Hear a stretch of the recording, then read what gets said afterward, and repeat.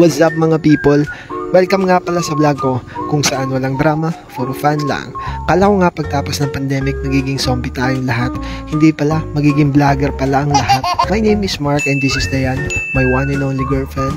Cool! Samahan nyo nga kami ngayong araw at dahil linggo ngayon, may pupuntahan kaming magandang hotel dito sa Catanduanes para maglibang at mag-relax dahil sa nakakapagod na isang linggo. Kasama nga natin ngayon ang kapatid ng ating jowa. Dahil sila nga ay manlilibre sa atin dun sa hotel. Abay kung makikita nyo nga ay nagbibideo pa. Pag kami ngayon na-accident ay iyak talaga. Ihahatid ko nga lang silang dalawa sa sakayan. Dahil nga mahihirapan kami kapag kaming tatlo ay bumiyahe sa motor. Dahil nga malayo-layo din yung pupuntahan natin. Kung makikita nyo nga ay nakasakay na sila sa tricycle. Hindi ko na nga na-record kasi nga umuulan na. Dahil nga malayo-layo din talaga yung pupuntahan natin. Halos 30 minutes ang biyahe mula dito sa pinanggalingan natin. Kaya napag-desisyon na nila na mag-tricycle na lang. Kaya nga mag-isa na lang ako sa motor bumiyahe. Sabi ko nga kay Dayan ay re-record niya ako para maganda sa vlog. Pero kung mapapansin nyo nga dumidilim ng langit. Inabutan pa nga ako niya ng ulan pero hindi naman lumakas. Dito nga ay huminto ako para magpagas dahil nakalimutan ko nga pumunta sa bayan. 1 litro nga lang ang pinagas ko dahil abot naman to hanggang sa bayan ng Berak. Magpapagas na lang ako ulit pag umuwi na kami. Hinahanap ko nga sila dito dahil nag-overtake ako para magpagas. Hindi ko yata napansin, mukhang nauna na sila sa akin. Tumuloy na nga ako sa biyahe at baka naunan na sila at mainip sila sa akin kakaantay. Kung papansin nyo nga hindi pa ako nakakalampas ng bayan ng San Andres dahil andito pa lang ako sa Loyang Cave. Andito na nga tayo sa bayan ng Berak. Sinubukan ko pang habulin yung tricycle na sinasakyan nila ngunit hindi ko na talaga nakita. At ilang saglit pa ay nakarating na nga ako dito sa Catanduanes State University.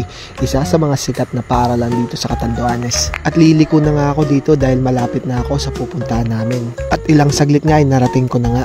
Napansin ko nga na parang wala pa nga sila dito. Naunahan ko pa yata sila na hindi ko napapansin. Naghanap na nga ako ng pwedeng mapagparkingan ng motor habang inaantay ko sila. Naisipan ko nga na i-chat na sila at baka ako nasa loob na. Konting oras lang ang inantay ko at andito na nga sila. Andito nga pala kami sa isa sa mga magagandang hotel dito sa Catanduanes. Ito nga pala ang tinatawag na Queen Maricel Inn. Dito nga namin napagdesisyonan na maglibang at mag-enjoy.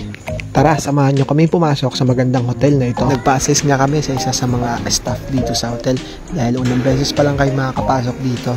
Paakyat nga kami ng 3rd floor para sunduin si Ate Net at samahan kami dito sa hotel. Andito na nga kami sa 3rd floor at sunduin na namin si Ate Net para samahan kami kung anong pwedeng gawin dito sa hotel. Bumaba na nga kami para kumain dito sa baba dahil andito daw ang restaurant. At ito na nga at pumipili na nga kami ng pwedeng makain at kung mapapansin nyo nga, ang batang Rich ay kinakain ng menu kahit wala pang pagkain. Siya nga pala si Ainsley ang nag-iisang pamangkin ni Dayan. Sila na nga ang nag-order ng pagkain at nag-aantay na lang kami ni Dayan dahil libre nga nila. Ito nga ay kunwaring pumipili ako kahit hindi ko alam at hindi ko para natitikman ang mga nasa menu. Nakalimutan ko nga kung anong tawag sa restaurant na to. Basta meron kang ma-order dito hotpot, mga Japanese food at kung ano-ano pa.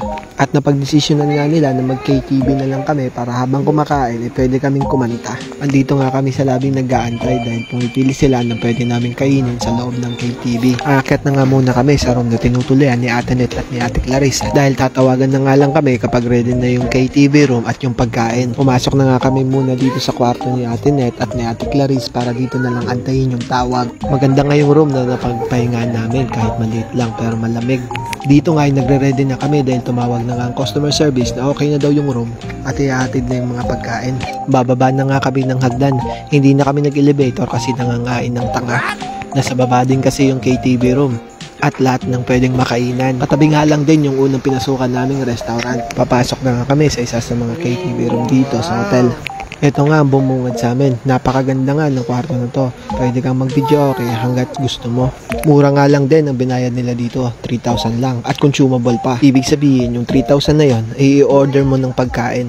At pwede ka nang gumamit ng KTV room. Hindi nga pala to promotion ng Queen Maricel Inn or advertisement. Pero baka naman. Pumipili na nga muna kami dito na pwedeng may kanta habang inaantay namin yung pagkain. Napakaganda nga rin ng mic nila. Kahit sintonado ka ay gumaganda ang boses mo. Kung makikita nyo nga dito dito mukhang naiinip na nga si Dayan at nagpapasayaw-sayaw na. Dala na rin siguro ng gutom kasi nung umalis kami ay hindi pa kami kumakain. At maya-maya nga habang kumakanta kami ay dumating na yung pagkain. At tingin pa nga lang ay nakakagutom na ito. Kahit hindi pa nga tapos i-deliver lahat ng pagkain ay kumain na kami. Ay sila lang pala yung kumakain kasi ako nag-e-enjoy kumanta. Nung natapos na akong kumanta ay kumain na ako. Sobrang sarap nga ng pagkain nila, pati si Ainsley ay takam na takam. Hindi pa nga ako tapos kumain ay kumakanta na ulit ako. Aba talaga naman. Sobrang ganda kasi ng mic kaya di ko na tinigilan. Paisa-isa nga dumating ang mga pagkain, hindi lang pala yon. Kaya talagang sulit yung binaya dito. Meron nga kami ditong fried chicken, sinigang, pansit canton, sotanghon, clubhouse, gulay at sinangag. Tapos may sisig pa. Ay talagang dito pa nga lang ay busog na kami. At dumating na nga yung huling order. Yun nga ay onion rings. Hindi ko nga alam kung anong una kong kakainin sa sobrang dami. Tuloy-tuloy nga kami sa pagkanta dahil busog na kami. Maya-maya nga